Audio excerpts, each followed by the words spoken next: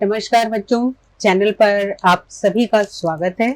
सबसे पहले मैं उन बच्चों को धन्यवाद देना चाहूंगी जिन्होंने मेरे चैनल को देखा, सब्सक्राइब किया और लाइक किया।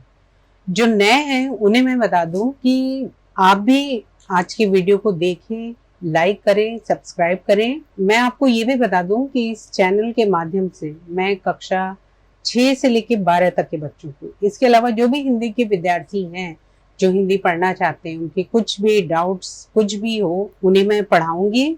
जो मैं पढ़ा रही हूँ उसे समझें आप, और अगर आपको कहीं कोई दिक्कत महसूस होती है, आपके कोई डाउट्स हैं या आप कुछ खुद प्रश्न पूछना चाहते हैं तो कमेंट बॉक्स में जाके अपने कमेंट मुझे अवश्य लिखें। ठीक है बच्चों, अभी तक जो मैंने आपको पढ़ाया वो मैंने साहित्य से जुड़े हुए कक्षा 7 के पाठ पढ़ाए थे। अभी मेरा अगला वीडियो थोड़ी देर से जा रहा है, लेकिन अब आप रेगुलर इस चैनल पर मेरे माध्यम से हिंदी पढ़ते रहेंगे। ठीक है बच्चों, तो आज हम व्याकरण से शुरुआत करते हैं। व्याकरण की जो सबसे बेसिक चीज है, सबसे पहला पाठ हम जो पढ़ते हैं वो है भाषा और व्याकरण। भाषा आप जानते हैं बच्चों, भाषा वह माध्यम है जिसके द्वारा हम अपने विचारों को बोलकर या लिखकर व्यक्त करते हैं। आप जानते हैं बच्चों, भाषा ही वह एकमात्र चीज है इंसान, मनुष्य और पशु में अंतर करती है। हम इंसान ईश्वर की, प्रकृति की सर्वश्रेष्ठ कृति है। क्यों? क्योंकि हमें बोलना आता है। बाकी कोई ऐसे जीव नहीं है जो बोलकर अपनी बातों को व्यक्त कर सके। ठीक है, अब आता है भाषा शब्द। तो ये भाषा शब्द भाष धातु से बना है। भाष यानी कि बोलना। तो भाषा वह माध्यम है, वह साधन है जिसके द्वारा हम अपने विचारों को प्रकट करते हैं। तो निश्चित रूप से अपनी ये विचार हम दो माध्यम से प्रकट करते हैं, और सीधे रूप में हम कहें तो भाषा के दो प्रकार हैं, मौखिक और लिखित। कहीं कहीं हमें सांकेतिक भाषा का भी प्रयोग देखने को मिलता है, किंतु व्याकरण में उसका उतना महत्व नहीं है, इसलिए मुख्य रूप से दो ही भाषा के माध्यम हैं। मौखिक यानी कि नाम से स्पष्ट है, जो कि मुख द्वारा बोली जाए, यानी जिसे हम बोलकर व्यक्त करते हैं। जैसे आप कह सकते हैं कि आप लोगों को गाते हुए सुनते हैं, कोई भाषण दे रहा है, मैं जो ये आपसे बोल रही हूँ। या आपने देखा होगा कि हमेशा प्रधानमंत्री मन की बात में बोलते हैं, या इस तरह से कोई भी व्यक्ति अपनी बातों को बोलता है। घर में आप जो एक दूसरे से बात करते हैं, ये सब क्या है? भाषा का मौखिक रूप है। लिखित हुआ भाषा का वह रूप जो लिखकर हमारे सामने आता है, जिसे हम लिखते हैं। जैसे अगर मौखिक में समाचार वाचक या वाचिका समाचार बोलते हैं, तो लिखित में आप देखते हैं कि टीवी पर वो सब लिख कर आता है, वो भाषा का हुआ लिखित रूप। हम निबंध लिखते हैं, हम उपन्यास लिखा हुआ पढ़ते हैं, ये सब भाषा का लिखित रूप है। हमारा संविधान लिखित है। ठीक है बच्चों, तो मुख्य रूप से यही दो भाषा के रूप होते हैं। सांकेतिक भाषा वह भाषा होती है जिसे हम संकेतों के माध्यम से प्रकट करते हैं। जैसे आपने देखा होगा, ट्रैफिक पुलिस जो होती है वो मुंह से कुछ नहीं बोलती, वो सीटी से, अपने विसिल से इशारा करती है, हाथों से इशारा करती है। तो आप समझ जाते हैं कि आपको किस मोड़ पे जाना है, किस तरफ जाना है।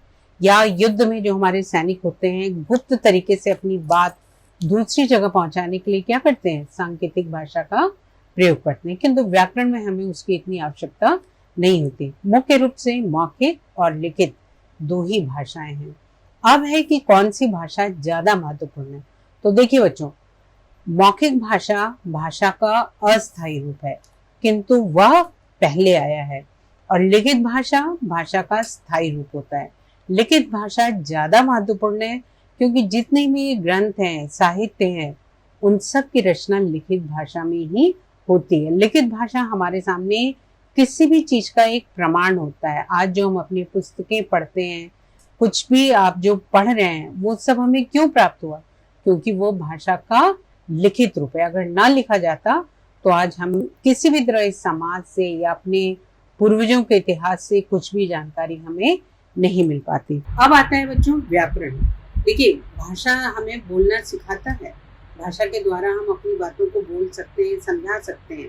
लेकिन व्याकरण वह है, वह माध्यम है, वह शास्त्र है जो कि हमें अपने विचारों को शुद्ध, परिमार्जित, बिल्कुल सही रूप में लिखना सिखाता है। बच्चों, व्याकरण 3 शब्दों से मिलकर बना है। वी आ प्लस करण बराबर व्याकरण। ठीक है। वी यानी विशेष रूप से, आ मतलब आना और करण मतलब करने वाला। मतलब जो विशेष रूप से आकर हमें किसी भी भाषा का ज्ञान कराता है उसको हम व्याकरण कहते हैं। और बच्चों, किसी भी विषय के ज्ञान के लिए, चाहे वो हिंदी हो, चाहे संस्कृत हो, चाहे अंग्रेजी भाषा हो, उस भाषा का ज्ञान होना बहुत जरूरी है। उस व्याकरण पे, उसकी व्याकरण पे आपकी पकड़ बहुत जरूरी है, क्योंकि व्याकरण ही आपके बेसिक डाउट्स, आपके मूल ज्ञान को बढ़ाता है। और साथ ही साथ एक बार आपकी व्याकरण पे पकड़ बन जाती है तो आप नंबर भी, एग्जाम में कहीं ना कहीं नंबर आपको अच्छा स्कोर करना ही होता है। तो काम ऐसा करिए कि आपका ज्ञान भी बढ़े और आप नंबर भी स्कोर कर सकें। अब भाषा के बाद आती है बोली। बोली यानी बोलना। भाषा का जो क्षेत्रीय रूप होता है वो कहलाता है बोली।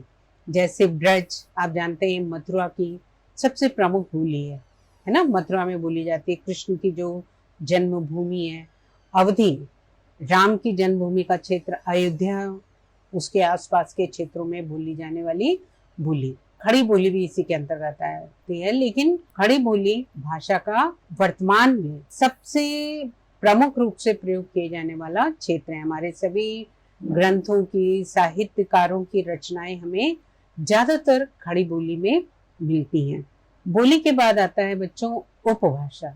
उपभाषा यानी जब हम एक क्षेत्र से निकलकर थोड़ा आगे बढ़ते हैं और हमारी भाषा थोड़ी व्याकरण सम्मत हो जाती है, थोड़ी शुद्ध हो जाती है, परिमार्जित होती है, तब वो कहलाती है उपभाषा। उपभाषा में ग्रंथों की रचना होती है। जैसे ब्रज उपभाषा के प्रमुख कवि सूरदास हैं। इसी तरह अवधि उपभाषा की रामचरितमानस जिसमें लिखी गई है, प्रमुख कवि तुलसीदास जी हैं। अन्य कवियों ने भी इसमें रचनाएं की हैं। तो बोली, उपभाषा और भाषा, इस तरह से क्रम निरंतर आगे बढ़ता रहता है। बोली जो छोटे से क्षेत्र में बोली जाए, जिसमें मैंने आपको बताया ब्रज, अवधि, मैथिली। उपभाषा जो उसका और सुदृढ़ रूप है, व्याकरण सम्मत रूप है।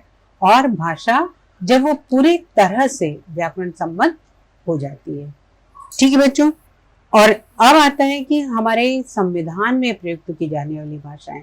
तो पहले हमारे संविधान में 18 भाषाएं थी, किंतु उनमें 4 और भाषाओं को जोड़ा गया है। इस तरह से संविधान में कुल 22 भाषाओं को मान्यता प्राप्त है, जिसमें हिंदी, असमिया, बांग्ला, गुजराती, दक्षिण भारत की भाषाएं, तमिल, तेलुगु, मलयालम इत्यादि भाषाएं आती हैं।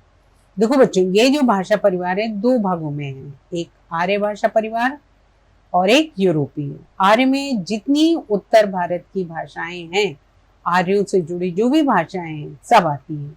और यूरोपीय में यूरोप में बोली जाने वाली भाषाएं सब आती हैं। और एक है द्रविड़ भाषा परिवार। द्रविड़ यानी दक्षिण भारत से जुड़ी हुई भाषाएं, और उसमें मुख्य रूप से आपकी यही 4 भाषाएं, तमिल, तेलुगु, मलयालम और कन्नड़, ये 4 भाषाएं आती हैं। भाषा के बाद अब बारी आती है लिपि की। लिपि यानी जिसमें भाषा लिखी गई है, यानी लिखने की विधि। जो कुछ भी हम मुंह से बोलते हैं, उन मौखिक ध्वनियों को लिखित रूप प्रदान करने के लिए हम जिन चिन्हों का प्रयोग करते हैं बच्चों, उसे कहते हैं लिपि। जैसे हिंदी भाषा की लिपि देवनागरी है, संस्कृत की भी लिपि देवनागरी है, नेपाली की देवनागरी है। ठीक है। जितनी भी उत्तर भारत की भाषाएं हैं, हिंदी से जुड़ी हुई भाषाएं हैं, उन सब की लिपि देवनागरी है। यूरोपीय भाषा परिवार की, यानी जैसे अंग्रेजी है, जर्मन है, इन सब भाषाओं की लिपि रोमन लिपि है। तीसरी लिपि है गुरुमुखी, जो पंजाबी भाषा की लिपि है। और फिर है अरबी फारसी है, जो कि उर्दू भाषा की लिपि है। इसके बाद आता है बच्चों कि क्यों हम हिंदी भाषा पढ़ें। क्यों? मैं देखती हूँ कुछ बच्चे हिंदी से बहुत ज़्यादा भागते हैं, लेकिन आपको पता है बच्चों, कि दुनिया की सबसे अच्छी भाषाओं में से एक प्रमुख भाषा हिंदी मानी जाती है। जानते हैं क्यों? क्योंकि हिंदी भाषा का परिवार, हिंदी व्याकरण अत्यंत ही समृद्ध है। इसमें शब्दों का असीमित भंडार है। ठीक है। और सबसे महत्वपूर्ण बात कि इस भाषा में अत्यंत लचीलापन है। ये जितनी सरलता से, जितनी आसानी से दूसरी भाषाओं को अपने अंदर समाहित करती है, यानी जितनी सरलता से हम इस भाषा को दूसरी भाषाओं के शब्दों से जोड़ लेते हैं, उसी तरह दूसरी भाषाओं के लोग भी हिंदी को उतनी ही आसानी से समझ लेते हैं। आप जानते हैं बच्चों, समय समय पर हमारे देश में विदेशी जातियां आती रही हैं। उनकी भाषाओं के, अरबी फारसी के शब्द हैं, पुर्तगाली शब्द हैं, जर्मन के शब्द हैं, अंग्रेजी के शब्द हैं, उन सबको हमने अपने हिंदी भाषा में अपना लिया है। दुनिया के अनेक विश्वविद्यालय ऐसे हैं जहां पर हिंदी भाषा पढ़ाई लिखाई जाती है। विश्व की प्रमुख भाषाओं में हिंदी को प्रथम 3 भाषाओं में प्रमुखता से स्थान प्राप्त है। सबसे आप कह सकते हैं विडंबना की बात है कि हिंदी हमारे देश की राष्ट्रभाषा नहीं मानी गई है।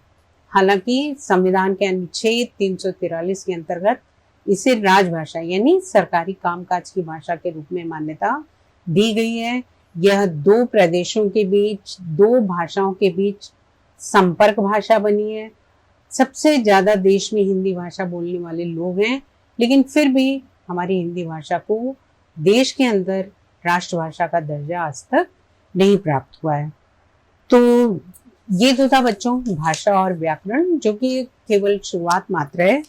अब उम्मीद है मुझे कि जो कुछ भी मैंने पढ़ाया एक पढ़ी हुई चीज आपकी, लेकिन कुछ बच्चे बिल्कुल भाषा और व्याकरण शुरुआत करते हैं, तो इसलिए मैंने भी यहीं से पढ़ाया आपको। मुझे उम्मीद है कि आपको समझ में आया होगा जो कुछ भी मैंने पढ़ाया।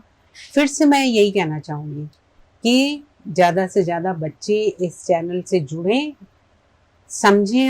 आपके जो भी डाउट्स हैं, मैंने पहले भी बताया कि जो नए बच्चे शामिल हो रहे हैं, जो भी आपको समझ में नहीं आ रहा है आप मुझसे पूछें। मैं अपने इस चैनल के माध्यम से, मेरा ये पूरा प्रयास रहेगा कि मैं आपके डाउट्स को दूर करूं, आपको जो भी असुविधा हो रही है पढ़ने में उसे दूर करूं। धन्यवाद।